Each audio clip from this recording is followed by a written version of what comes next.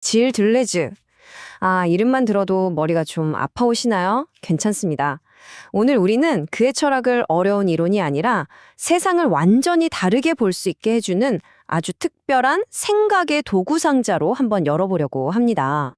자, 여러분, 한번 생각해 보세요. 철학이란 게 과연 정해진 진리를 찾아 떠나는 여행일까요? 아니면 우리가 새로운 세상을 만들어 나가는 도구 같은 걸까요? 바로 이 질문, 이게 오늘 우리가 들여다볼 들레즈 철학의 진짜 심장부입니다. 들레즈는 평생 이 질문을 붙들고 씨름했다고 해도 과언이 아니죠. 그래서 오늘은 이런 순서로 한번 이야기를 풀어가 볼까 합니다. 차근차근 따라오시면 이 어려운 철학이 어떻게 우리 삶의 예술이나 정치까지 연결되는지 그 전체적인 그림이 보이실 거예요. 자, 그럼 첫 번째 주제, 바로 차이의 철학입니다. 들레즈는 기존 철학이 늘 같음을 이야기하는 방식에서 벗어나고 싶어 했어요. 어떻게 그걸 넘어서 새로운 길을 찾으려고 했는지 지금부터 시작해보죠. 이 문장이 굉장히 중요한데요. 일반화된 반해결주의. 이게 무슨 말이냐면요. 들레즈가 보기에 해결 같은 전통 철학은 너무 같음, 즉 동일성에만 집착했다는 거예요. 늘 A는 B가 아니다 이런 식으로 뭔가를 부정하면서 정의를 내리잖아요. 들레즈는 그게 너무 답답했던 거죠. 그래서 그는 완전히 새로운 판, 그러니까 차이 그 자체, 반복 그 자체를 긍정하는 힘으로 철학을 다시 세우고 싶었던 겁니다. 자, 그럼 들레즈가 싸우려고 했던 그 구체적인 상대는 뭐였을까요? 바로 두 번째 주제, 사유의 이미지입니다. 이게 뭐냐면 우리가 너무나 당연하게 생각해서 의심조차 하지 않는 서양 철학에 깔린 보이지 않는 기본값 같은 거예요. 들레즈는 바로 이 기본값이 새로운 생각의 발목을 잡고 있다고 본 거죠. 네, 바로 이겁니다. 사유의 이미지. 들레즈가 박살내고 싶었던 게 바로 이거예요. 뭐랄까, 우리가 너무 당연하게 생각이란 원래 이런 거지 하고 받아들이는 일종의 고정관념? 바로 그 생각의 틀을 말하는 겁니다. 들레즈는 여기서 멈추지 않고 이 사유의 이미지를 구성하는 8가지 구체적인 조항들을 딱 짚어냅니다. 차이와 반복에서 말이죠. 예를 들면 이런 거예요. 철학하는 사람은 당연히 진리를 찾으려고 한다. 또는 문제 제기보다는 정답을 찾는 게 더 중요하다. 같은 어떻게 보면 너무나 당연해 보이는 생각들이죠. 들레즈는 바로 이런 상식이라고 여겨졌던 것들 전체에 정말 그럴까? 하고 태클을 건 겁니다. 정말 대단하죠? 자, 이렇게 기존의 판을 뒤엎었으면 이제 새로운 도구가 필요하겠죠. 그래서 등장하는 게 바로 들르즈 철학의 핵심 키워드, 차이와 반복입니다.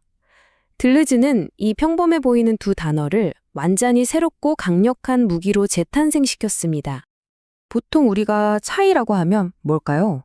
그냥 A랑 B는 다르다. 이 정도잖아요.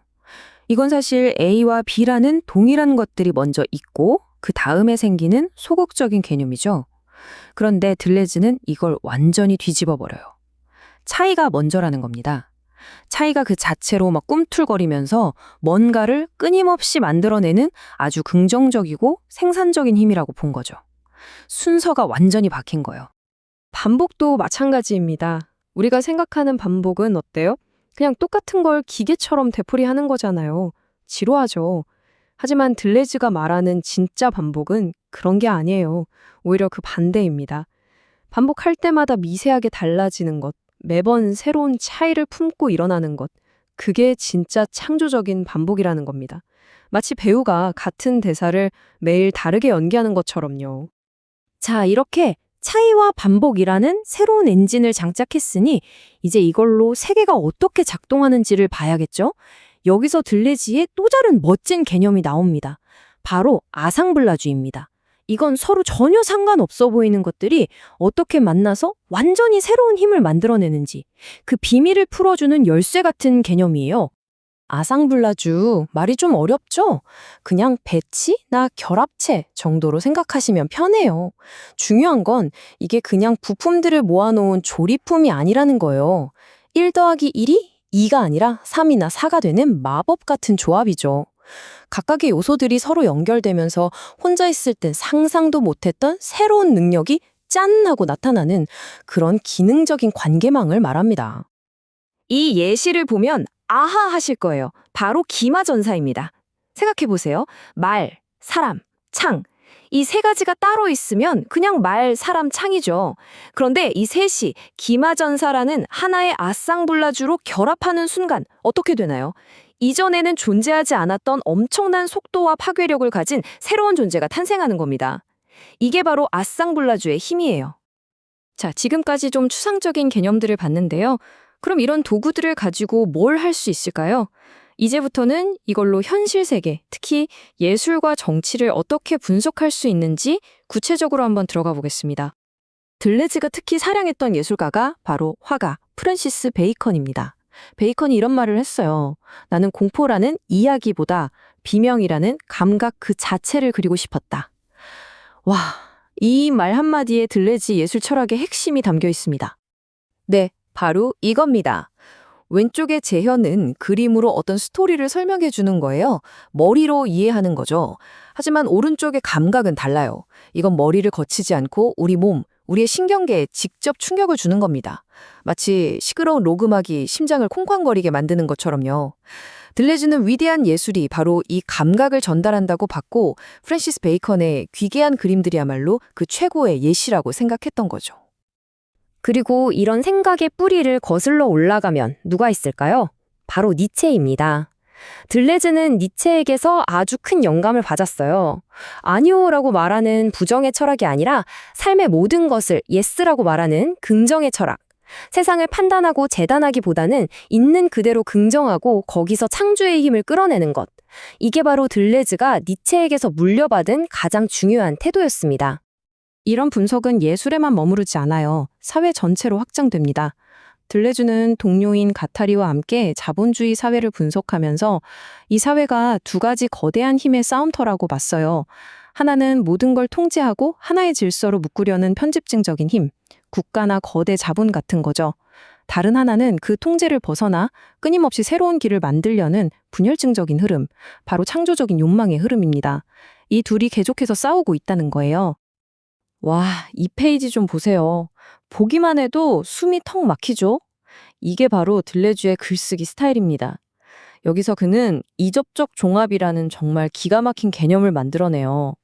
보통 우리는 이거 아니면 저거, 즉 A or B에서 하나를 선택해야 하잖아요? 그런데 들레즈는 A이기도 하고 B이기도 한 그 양쪽 모두를 끌어안는 새로운 방식을 제안합니다. 선택을 강요하는 대신 그 갈라지는 길 자체를 긍정해버리는 거죠. 정말 발상의 전환이죠? 자, 이제 거의 다 왔습니다. 그럼 이 모든 이야기를 정리해 볼까요? 중요한 건 이거예요. 들레즈 철학은 우리가 외워야 할 정답지가 아닙니다. 그보다는 우리가 생각의 근육을 키우고 세상을 새롭게 창조하는 데 쓸 수 있는 연장들이 가득 담긴 도구 상자 같은 거예요.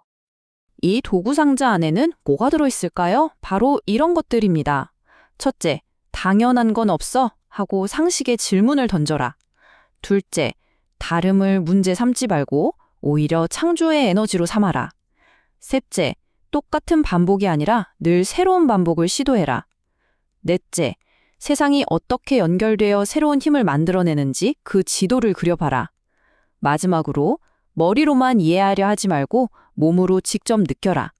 이게 바로 들레즈가 우리에게 주는 행동 강령입니다. 오늘 우리는 함께 들레즈라는 아주 강력한 도구 상자를 열어봤습니다. 자, 이제 이 도구들은 여러분의 것입니다.